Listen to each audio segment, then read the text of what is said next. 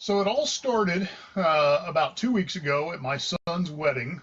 My mother-in-law took a picture of me with my daughter, and I think the cat's going to get up here in a second. Took a picture of me with my daughter, and somebody comment questions. You can ask those. We can talk back and forth in Messenger, etc., etc. So let's just start from the beginning. As a teenager, I would find myself having to crash diet every now and then, excuse the cat, because I would start to gain weight. I would go from a 36 waist to a 38. That would start getting tight, and I'd know, oh, I'm in trouble. And so I'd crash diet. I always stayed active, but I had really poor eating habits. And so, that was one of the first things I had to deal with. But the second piece of that is when I got married, I began to just eat like a madman. If I'd get stressed, I'd eat. Carol was a great cook, so I'd eat even more. And so I started to develop habits that weren't good. And so again, I'd crash diet. So, let me give you the scenario. When I got married, I was 6'1", and I weighed 230 pounds. Within a year, I was still growing because we got married when we were 18. I was 6'3", almost 6'4", and I weighed 305 pounds. So I had gained 85 pounds in that first year of marriage. Well, I wanted to become a police officer. Obviously, they were not going to hire a super fat body that couldn't pass physicals to go on the police force. So I began working out really heavily, did the low-fat diet, got down to about 275, held that pretty good through my police career. Towards the end, started creeping up, 295. Occasionally, I'd hit 305. I'd come back down to about 295. Well, I left law enforcement in late 97 full-time, and left it completely at the end of 1998 and went to work for a bank. Hey, thanks, Ryan. So hopefully I can catch up to you too, Ryan. Someday I want to be as skinny as you are. We'll see. So anyway, I would ride that roller coaster. But then when I went to work for the bank, got a desk job, got sedentary, I just ballooned. Went into the ministry. Didn't go to a doctor for years because I was afraid of what they were going to tell me. I was a size 50 waist, about a size 56 chest. And finally, when my daughter was born in 2001, I decided, all right, I've got to, start looking after myself or I'm going to be in trouble. So I went to the doctor. He tried to weigh me. The scale topped out at 350, and I didn't register. So he sent me next door to the hospital on a wheelchair scale. And if I remember right, the number was around 385. So 385 pounds, high blood pressure, went on blood pressure medicine, all of those types of things. I would guess I would actually been a little heavier even before that. I was probably closer to 400 pounds, okay? So anyway, he puts me on a 1,200 calorie a day, low-fat, restricted diet to where I'm eating, nothing but green beans and chicken. And so I was able to at least come down to about 350. And then over the next, roughly 6-7 years, I would bounce between about 340 and 355. So I was able to pull about 30 pounds off doing the low-fat thing. He put me on a medicine at that time. If you remember back in the days when Fin came out, they had some other things like that. So he put me on one of those. That worked for about 2 months. But then I just kind of went back to old habits. I'm working a desk job. I'm in the ministry. Cat's back. And so say hello to everyone, Max, and then get out of my way. So anyway, that worked for a month or two. We moved to Pennsylvania. I started working out 2 hours a day. and I got down to about 335. We had a diabetes nurse in the church who although I was not diabetic, did a weight loss program where I was eating 2,000 calories a day, working out 2 hours a day, and I never really could get past about 335. So we moved to Texas in 2007. I get into a really horrific, stressful church. That's where we go through our whole homeless journey. And so I shot back up around 350. I was bouncing 340 to 350 pretty consistently. Never could break that through. Got pretty sedentary as we went. And so, just continued to ride that roller coaster. Well, in 2012, I had the opportunity to join a network marketing company, and weight loss was their thing. So this was early 2012. I dropped from 340 to 315 in about 6 months. And then my dad passed away. And I didn't get to work out. I got off the eating plan, went back to old habits, and before I knew it, shot back up. Now, I was able to hold at about 330. I every now and then would bounce up to about 340, but never really could get past that.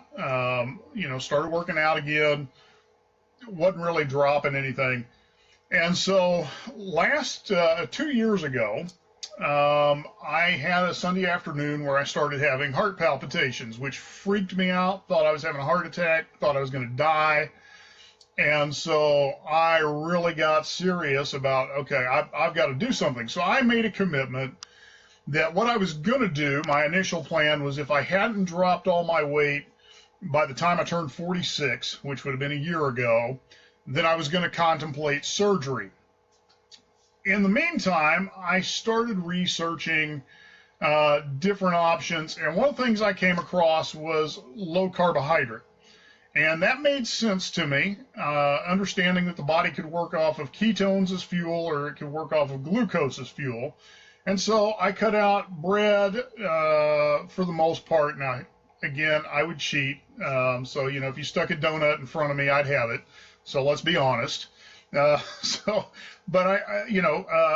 back up. I cut out caffeine in 2011. I cut out sodas in 2011. And then in 2015, when I went through this heart palpitation thing, decided, okay, I'm going to cut out most breads. I'm going to cut out, other stuff that I just don't think is healthy. So I haven't eaten fast food in years. Wasn't eating a lot of fried food, that kind of stuff.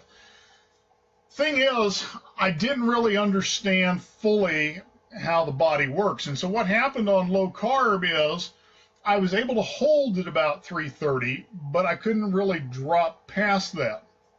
So I went and did my first physical last year with full blood panel, and that was my first one in about 3 or 4 years.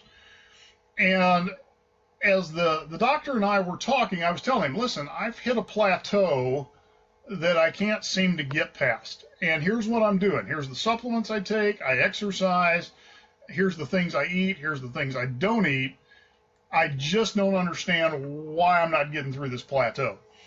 And so he prescribed for me. He says, you're not diabetic, but if we give you a diabetes medicine, metformin, that will force the insulin in your body to shove the glucose into your cells where it belongs, and in theory, shouldn't store it as fat. And so I said, okay, let me try that. He said, it'll make your insulin sensitivity higher, and so you should feel fuller, quicker, and able to reduce calories. So did that for several months, not even several months, probably about 4 or 5 months.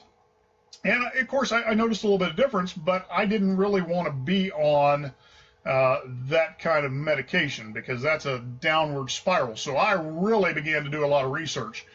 And I came across a website called dietdoctor.com. And I'm going to put that in the comments for you, too, because it's a great website if you want to learn some of this. Dietdoctor.com is run by an MD out of Sweden. And he teaches the principles of ketogenic lifestyle, which is high fat, low carb. That was the missing piece in the low carb. I was doing low carb, but what was happening is it puts your body into starvation mode, and your body begins to sabotage muscle mass and turn it into glucose, which releases more insulin, which starts the vicious cycle. And so all you do is pack on pounds and run your blood sugars up and all of these kinds of really nasty kind of things.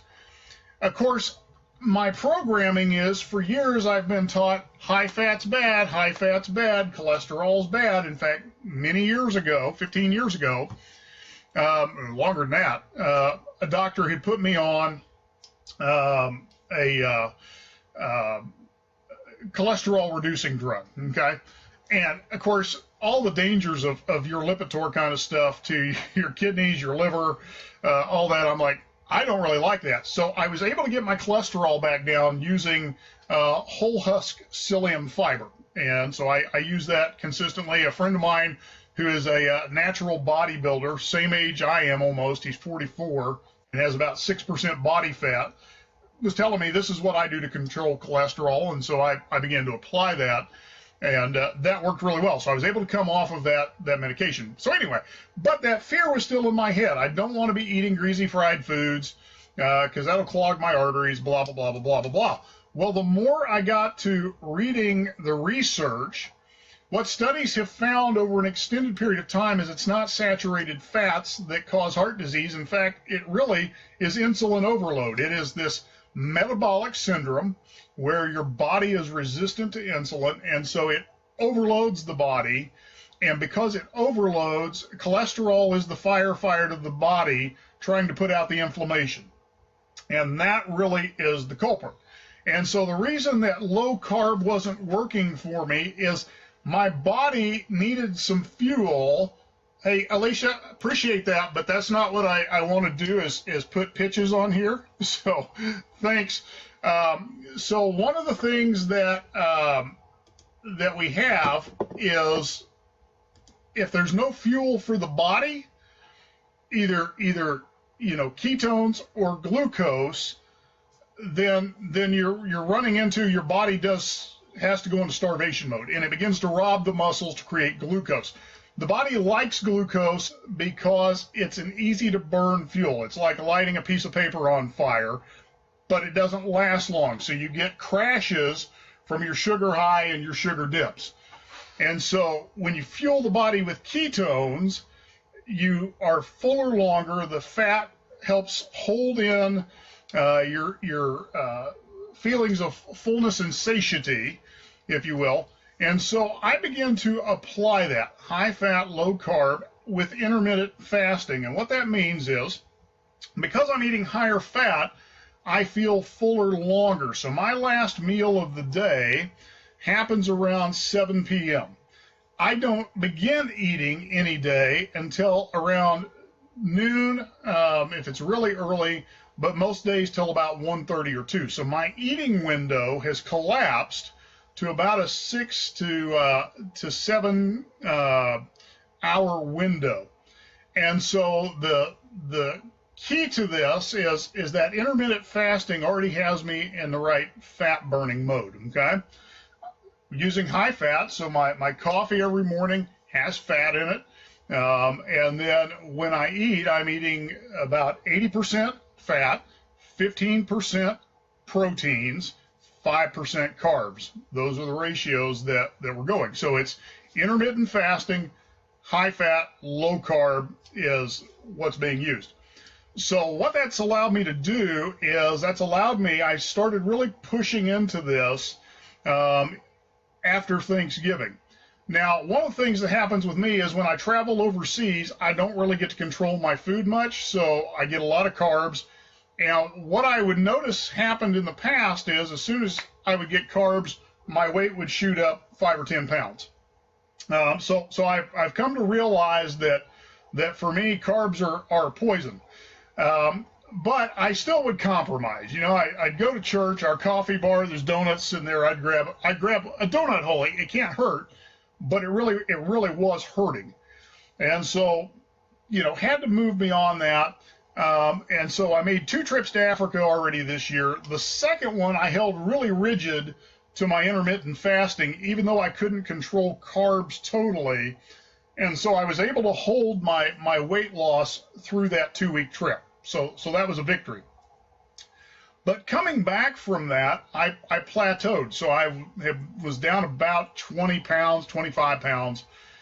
And I was approached here a few weeks ago as to how I could hack that process. So one of the things about switching your body to fat burning mode, depending on how jacked up your system is, it can take days or it can take weeks. I'm one of those guys that it takes weeks. So when I first transferred over from glucose burning to fat burning, there's so much glucose in my cells that it literally took about 3 weeks to get into fat burning mode.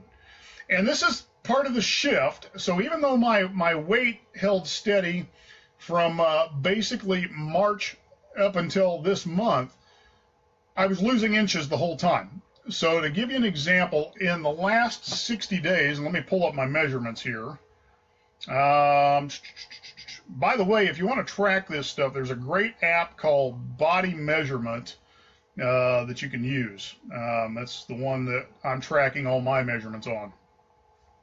So what's happened is my chest in the last 2 months has dropped an inch. My waist has dropped, let me find it,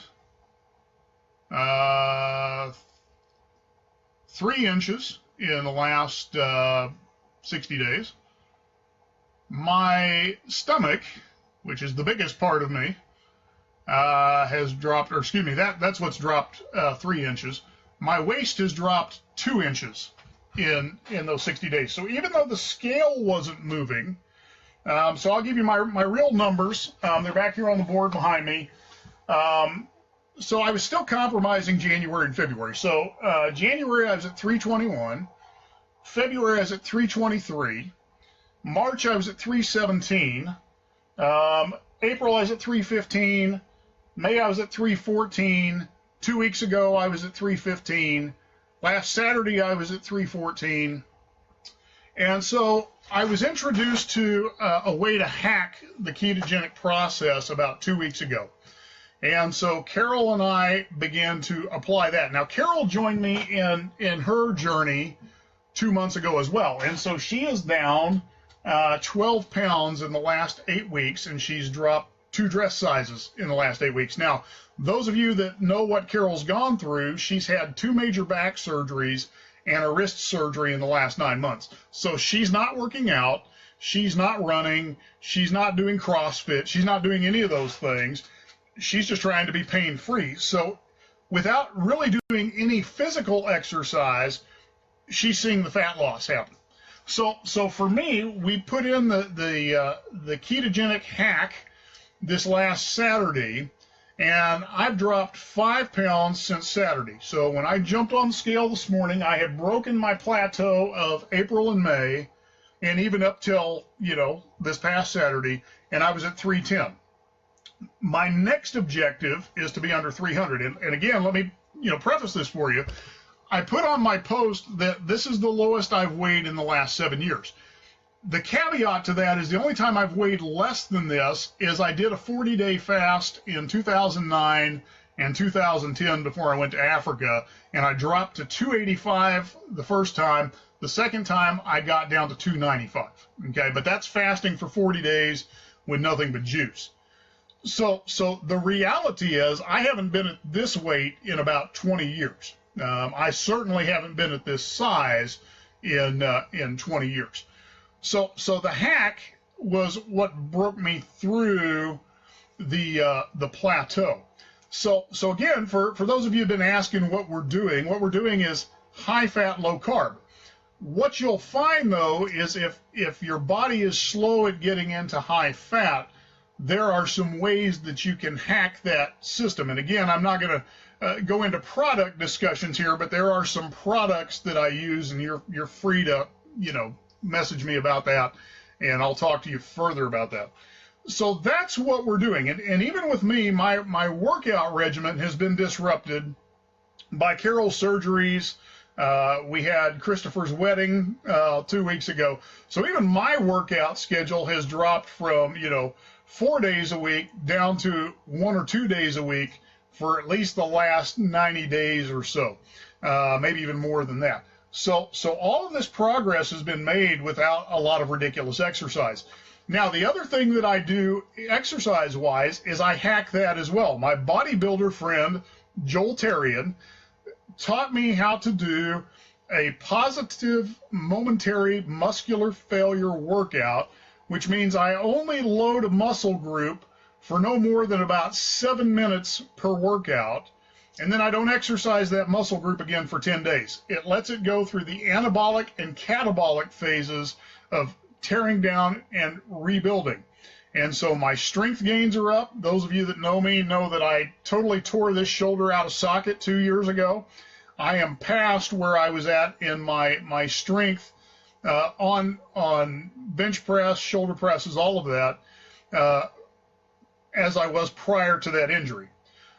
Again, doing a 7 minute per workout. So it's just a high intensity positive momentary muscular failure, because I enjoy being active. I don't want to spend all day in the gym.